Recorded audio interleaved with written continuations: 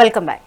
కరీంనగర్ జిల్లా చొప్పదండిలో బీఆర్ఎస్ శ్రేణులు రైతుల పోరాటం ఫలించింది అన్నారు మాజీ ఎమ్మెల్యే సుంకే రవిశంకర్. కాంగ్రెస్ ప్రభుత్వం దిగివచ్చి గాయత్రి పంప్ హౌస్ లో మోటార్లు ఆన్ చేసి నీటిని విడుదల చేసింది అన్నారు. ఈ సందర్భంగా బీఆర్ఎస్ నేతలతో కలిసి గాయత్రి పంప్ హౌస్ ను సందర్శించి ప్రత్యేక పూజలు నిర్వహించారు. కాళేశ్వరం ప్రాజెక్టుపై కాంగ్రెస్ ప్రభుత్వం కుట్రపూరితంగా వ్యవహరించింది అని ఆరోపించారు. మంత్రుల ప్రకటనలో స్పష్టత లేకపోవడం వల్ల రైతులు తీవ్ర ఇబ్బందులు పడ్డారని విమర్శించారు.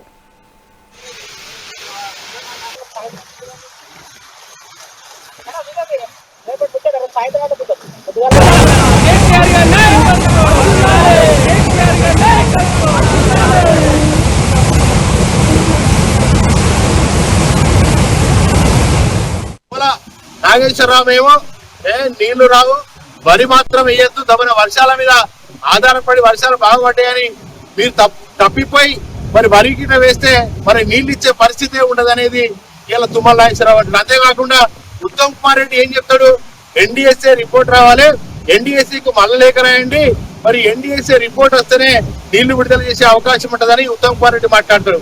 అంటే ముఖ్యమంత్రి అసలే నీళ్లు ఇయ్య అంటాడు, మరి వరి వేయద్దు అని చెప్పి అలా మరి తుమ్మల నాగేశ్వరరావు మంత్రి అంటాడు.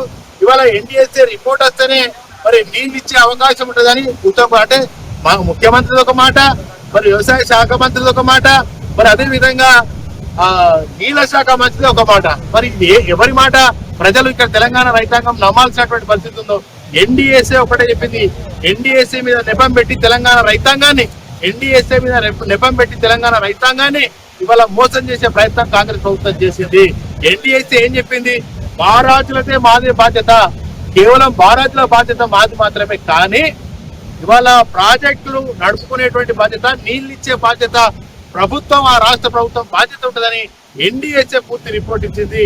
ఇవాళ ఎన్డీఎస్ఏ రిపోర్ట్ ఇచ్చిన తర్వాత కూడా కళ్ళు తెరవని మరి దత్తమ్మ ప్రభుత్వం, ఇలా రైతు వ్యతిరేక ప్రభుత్వం ఇలా ఈ తెలంగాణ రాష్ట్రంలో నడుస్తున్న నేపథ్యంలో మేము ఎప్పుడే చెప్తా ఉన్నాం, ఎట్టి పరిస్థితుల్లో ఎలినియోలో కరువు వస్తే ఇలా ఒక్కరోజు వర్షం పడ్డదని కాదు, ఇలా ఒక్కరోజు వర్షం పడ్డది కాదు, ఆడ కన్నెపల్లి పంపులను విడుదల చేస్తే 365 ఎప్పుడైనా మనం నీళ్ళు ఇచ్చే అవకాశం ఉన్నది.